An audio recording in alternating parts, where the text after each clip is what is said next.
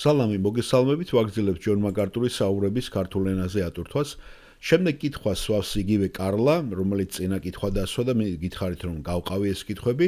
სწორია იმ ექიმთან კონსულტაციები მშობიარობაზე, ბავშვის მოვლაზე, ან კიდევ ოჯახის დაგეგმაზე, რომელიც ვიცით რომ აბორტებს აკეთებს. ესე იგი, აბორტისთვის კი არ მიდის პიროვნება, არამედ ისეთ ექიმთან, რომელიც აბორტებს იცი რომ ატარებს და მასთან შენი მიხვიდე, შენი მშობიარობის შესახებ, ბავშვის მოვლის შესახებ.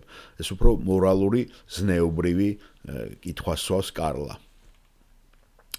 ჯონ, მეორე კითხვა ამაში მდგომარეობს. მე მაინტერესებს თქვენი კომენტარი იმ ორ სულ ქალებზე, რომლებიც მიდიან რჩევის მისაღებად ისეთ პრაქტიკოსებთან, რომლებიც ვიცით რომ ატარებენ აბორტს. და ისინი შეიძლება გამოწვეულიყოს ეს რჩევა მათი მომავალი მშობლების ფუნქციების, ბავშვის მოვლისა და მშობიარობის შესახებ. მაინტერესებს, გთხოვთ რომ გითხრათ, რას ფიქრობთ ამაზე? და ჯონ მაკარტური აზუსტებს ამას, როგორც მეც დამჭირდა ამის დაზუსტება, მეც მეგონა რომ აბორტზე მიდიოდა რჩევისათვის.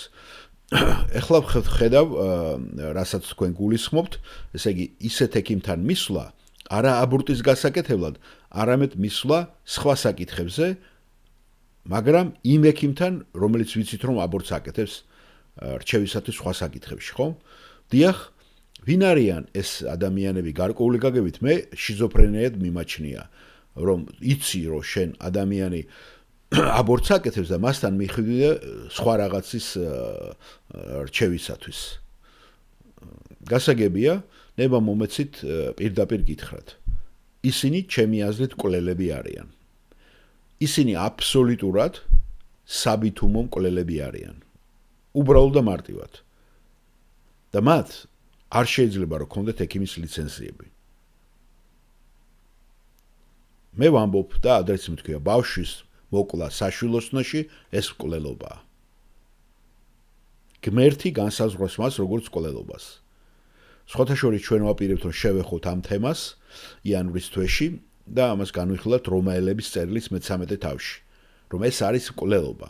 ჩემს გონებაში საერთოდ კითხვა არ არსებობს ამასთან დაკავშირებით. ყველაფერი გარკვეულია. წმინდა წერილის დამწერთა გონებაში ეჭვი არ იყო, რომ ეს იყო მკვლელობა. და ჩვენ ავღნიშნავთ ამ მიზეზებს. ჩვენ შეგვიძლია პირდაპირ ხისტად გამოვხატოთ. თუ გინდა მკვლელთან მისვლა პერენტალური მშობლებზე რჩევისათვის, ეს შენი არჩევანია, მაგრამ იცოდე რომ შენ მიდიხარ მკვლელთან. მე მაგალითად ძალიან გამიჭირდებოდა ამის გაკეთება. არანაირად ასეთ ადამიანთან მე საქმეს არ დავიჭერდი. მე მთელი გული მჯერა რომ ბავშვი, რომელიც დაბადებული არ არის, მისთვის სიცოცხლის მოსპობა ეს მკვლელობაა. ეს არის პრეროგატივა, რომელიც ჩვენ გვაქვს. ეს არის ღვთისქმნილება. თქვენ შეგიძლიათ იკამათოთ რამდენიც გინდათ, რომ ეს არ არის მთლიანად პიროვნება, მაგრამ ამას გეტყვით მე, ეს არის ღვთისქმნილება და ეს უდავოა. და როგორც კი არსებობს ღმერთის ქმნილება, შენ მას სიცოცხლეს თუ მოусვობ, ეს მკვლელობაა. და ხალხი ატყვის, იცით რა არის, ეს არ არის ჯერ სრული ადამიანი.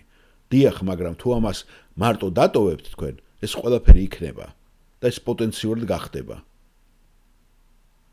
მაგრამ თქვენ ამ პროცესს წყვით და აჩერებთ. ასევე მე მინდა აღვნიშნო, რომ დღეს რაც ხდება ამერიკაში, ეს კატასტროფა არის, რომ ღმერთი ამას ისე არ დატოვებს და ამერიკელი ხალხი აუცილებლად დაიჯება. მე ვფიქრობ, რომ ჩვენ ერთდროს ეს რჩეული ხალხი ვივდივართ ჩვენი დასასრულისაკენ. ერთდროს დიადი ამერიკა უკვე სამარცხვინო მდგომარეობაშია აბორტის მაჩვენებლებით. და ძველახთმაში ჩვენ გაქვთ უამრავი მონაკვეთი, სადაც ბიბლია საუბრობს იმაზე, რომ ღმერთი ყოველთვის სისხლის წილ მოითხოვს სისხლს. თვალი თვალის წილ, კბილი კბილის წილ, სიცოცხლე სიცოცხლისათვის. და რასაც ჩვენ აქ ამერიკაში ვაკეთებთ, ეს არის მილიონობით ადამიანის მკვლელობა აბორტის მეშვეობით. რომელსაც ღმერთი შურისძიების გარეშე არ დატოვებს, სასჯელის გარეშე არ დატოვებს, სამართლიანობის გარეშე არ დატოვებს ამერიკელ ხალხს.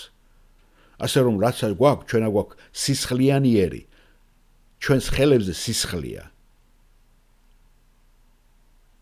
ჩვენ გვაქვს აბსოლუტურად გამწვავებული სისხლიანი დანაშაული ღმერთის წინაშე, რომელიც სიცოცხლეს მოითხოვს უკან სიცოცხლისათვის. და მე მჯერა რომ ჩვენ ვართ სისხლის დანაშაულის დამნაშავეები და ღრმა ვალში ვართ. როგორც ეს ძველ აღთქმაშია ნათქვამი, რომ მიწა ღაღადებს შენი ძმის სისხლს. გახსოვთ კაინისა და აბელის მდგომარეობა. და მოგვიანებით დაბინძურებულია მიწა მოკლული სისხლით, უპასუხო სისხლით. ფიქრობ, რომ ჩვენი ერი ღმერთის სასჯელის ქვეშ იმყოფება ამ სისხლის დანაშაულისათვის. და მე ფიქრობ, რომ ეს არის ძალიან მძიმე რამ.